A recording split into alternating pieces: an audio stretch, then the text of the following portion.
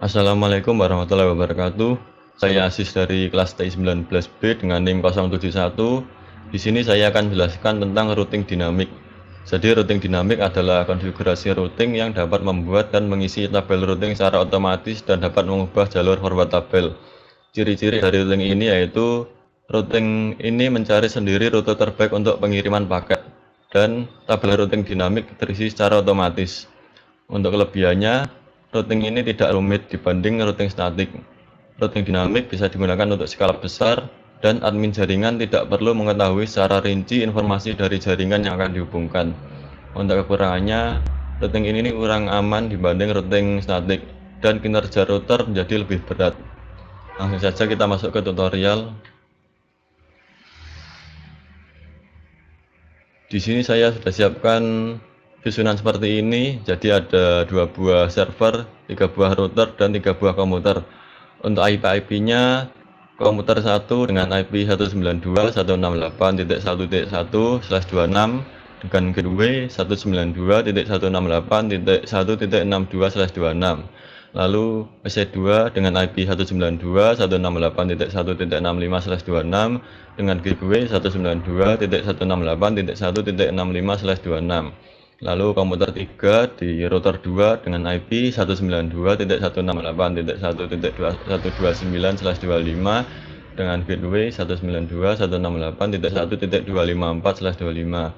Dan server 1 dengan IP 33.33.33.1/24 dengan gateway 33.33.33.3/24. Kemudian server 2 dengan IP 43.43.43.1/24 dengan gateway 43.43.43.3/24. Kemudian untuk IP dari router sendiri, untuk router 1 yang terhubung dengan router 2 IP-nya 12.12.12.1/24, dan IP router 1 yang terhubung dengan router 3 IP-nya 13.13.13.1/24. Untuk router 2 yang terhubung dengan router 1 IP-nya 12.12.12.2/24. Kemudian untuk yang terhubung dengan router 3 IP-nya 23.23.23.2/24. Lalu untuk router 3 yang terhubung dengan router 1 IP-nya 13.13.13.3/24, dan router 3 yang terhubung dengan router 2 IP-nya 23.23.23.3/24. Untuk langkah selanjutnya yaitu kita perlu mengisi tabel dari RIP untuk routing nantinya. Masuk ke router 1, pilih RIP pada bagian routing, kemudian masukkan network dari jaringan milik router 1 dan jalur-jalur pada router yang menuju ke router lain. Jadi IP networknya 192.168.1.0 add, kemudian IP dari dua jaringan ini 12.12.12.0 dan 13.13.13.0.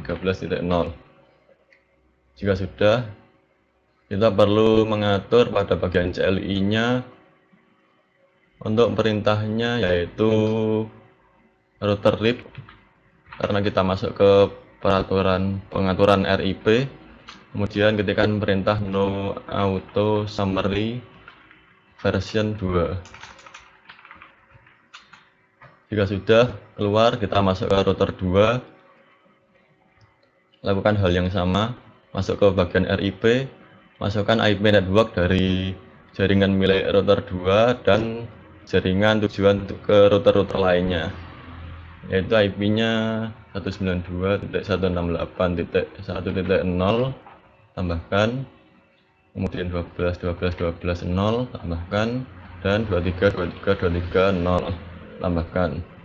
Jika sudah masuk ke CLI, tambahkan perintah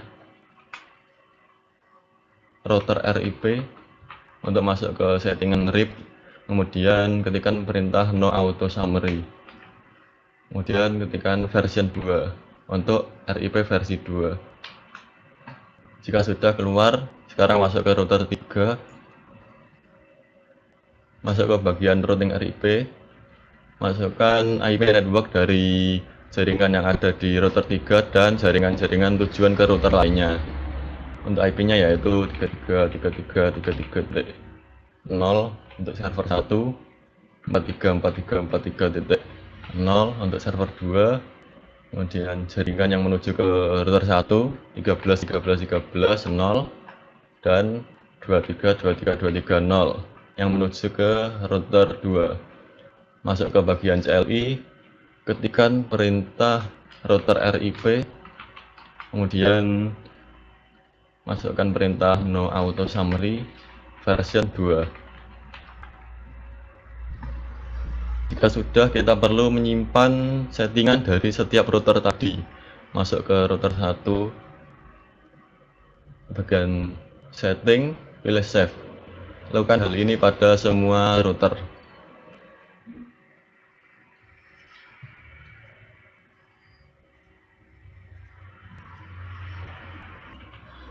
Jika sudah, sekarang kita perlu melakukan reset pada jaringan ini. Pilih tombol reset pada bagian bawah tampilan, kemudian pilih yes. Tunggu beberapa saat supaya jaringan terhubung kembali.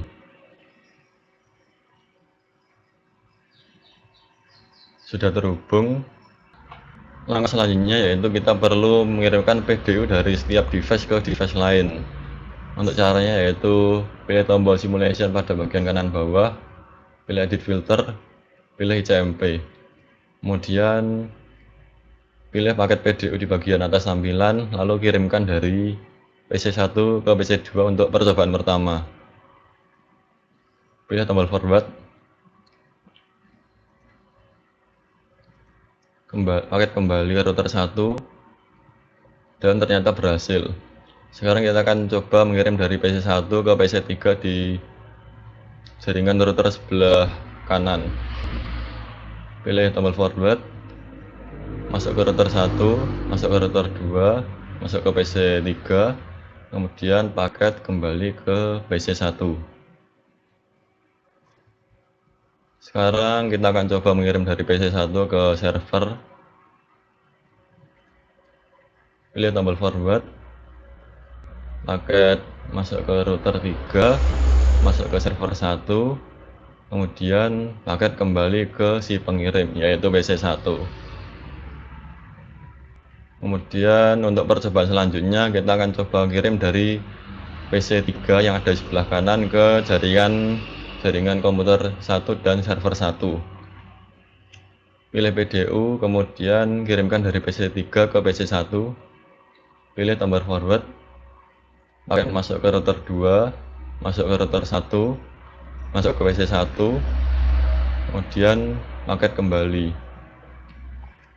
Selanjutnya yaitu dari PC3 ke PC2, server 2. Pilih tombol forward, paket masuk ke router 3, dilanjutkan ke server 2, kemudian paket dikembalikan ke PC3.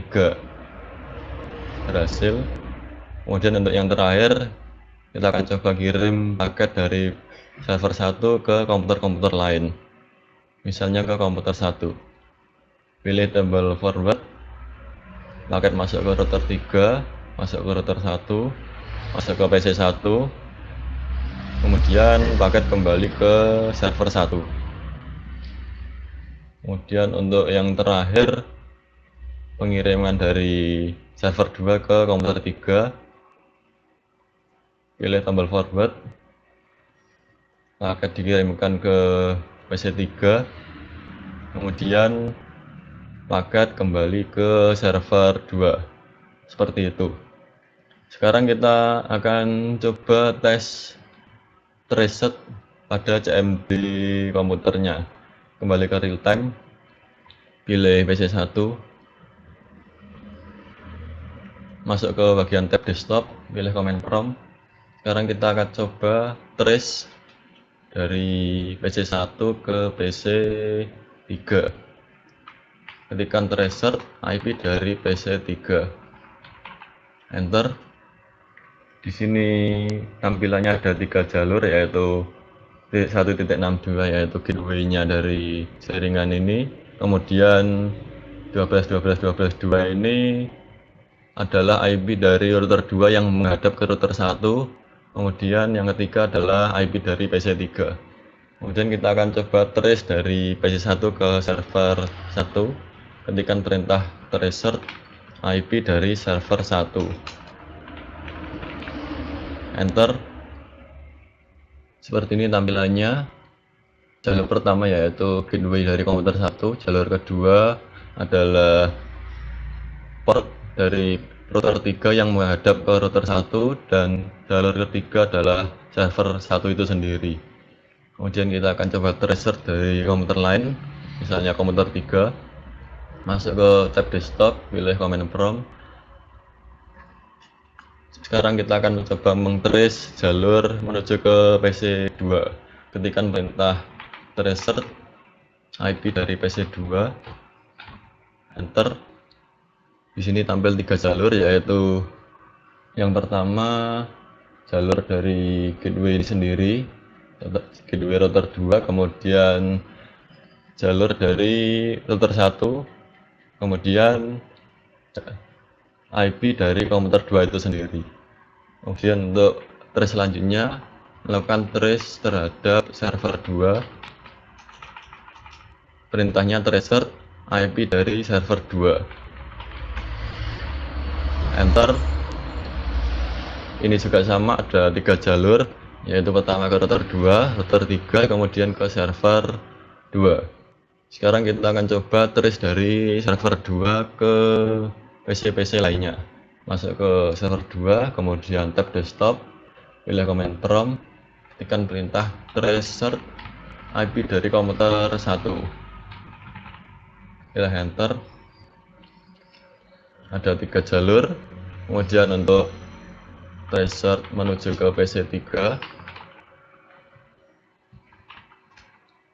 ada 3 jalur juga. Kemudian coba untuk mengtrace ke server 1.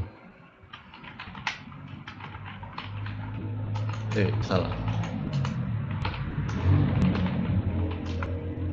Ternyata ada jalur ke router 3, kemudian langsung ke server 1.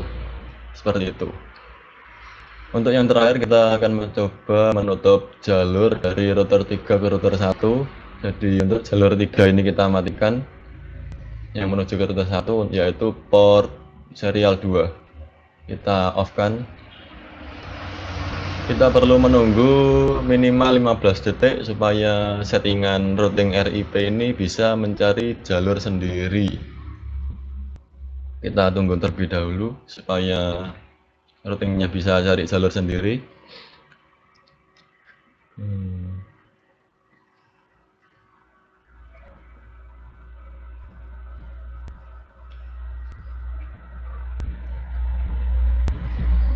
Untuk langkah selanjutnya yaitu kita akan coba mengirim file dari PC1 ke server 1. Masuk ke simulasi, pilih PDU, kirimkan dari PC1 ke server 1.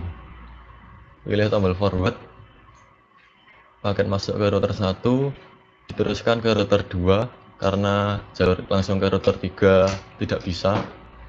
Masuk ke router 3, masuk ke server 1, dan paket kembali ke server 1 lewat jalur yang jauh tadi. Berhasil. Sekian penjelasan dari saya. Apabila ada kurang lebihnya, saya mohon maaf. Wassalamualaikum warahmatullahi wabarakatuh.